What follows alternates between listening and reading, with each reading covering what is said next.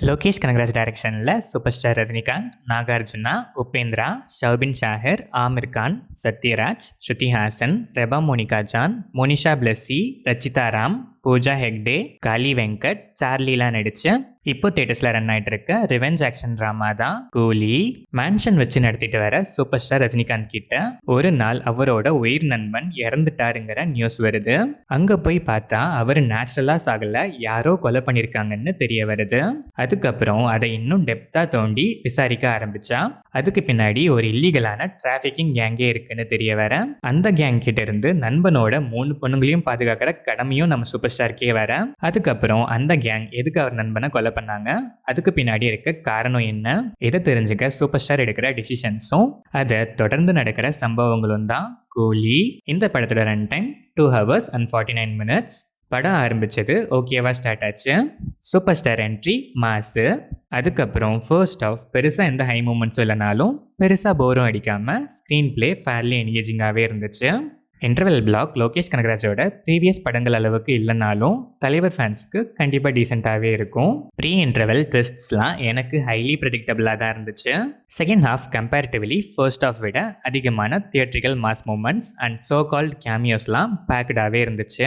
Screen play அங்கங்கே dull அடித்தாலும் to an extent என்கேஜிங்காகவே இருந்துச்சு.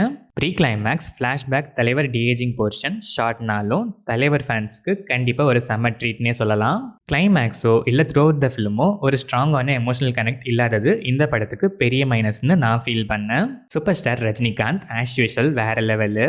ஸ்க்ரீன் ப்ரெசன்ஸ், எனர்ஜெட்டிக் பர்ஃபார்மன்ஸ், மேனரிசம்ஸ்னு எல்லாமே இந்த படத்துக்கு பெரிய ப்ளஸ் தான். All over the movie one man show தான். முடிஞ்ச அளவுக்கு இந்த படத்தை ஷோல்டரில் கேரி பண்ணி சூப்பர் ஸ்டார் பெர்ஃபார்மராகவும் வின்றாரு.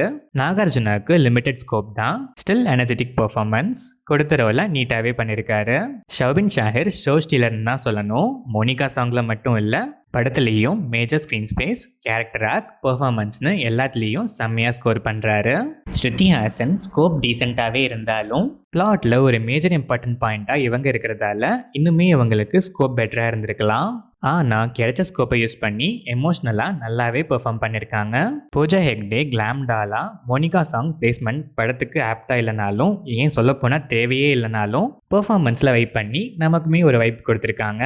ரெபா மோனிகா ஜான் அண்ட் மோனிஷா பிளஸ்ஸி சும்மா க்ரௌட் கவுண்ட்டுக்கு வந்து போகிறாங்க.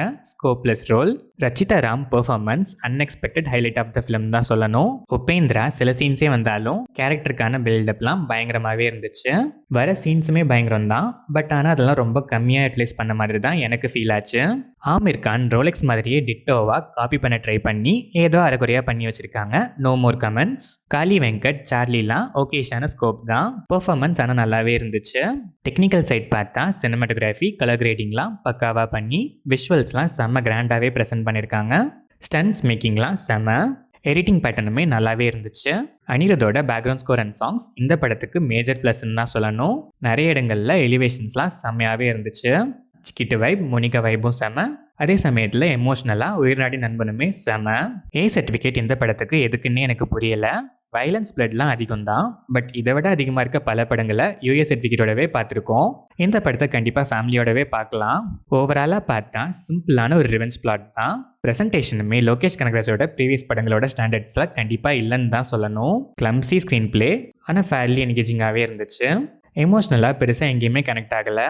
Mass moments, item song, cameo, பில்டப்ஸ்னு இந்த மாதிரி கமர்ஷியல் எலிமெண்ட்ஸ் மட்டும் நம்பி இல்லாமல் கான்ஃப்ளிக்ட்ஸ் அண்ட் கண்டென்ட் ரைட்டிங்லையும் கொஞ்சம் ஸ்ட்ராங்காக ஒர்க் பண்ணியிருந்தா கண்டிப்பாக இன்னுமே ஒரு நல்ல அவுட்டிங்காக வந்திருக்கும் இந்த கூலி.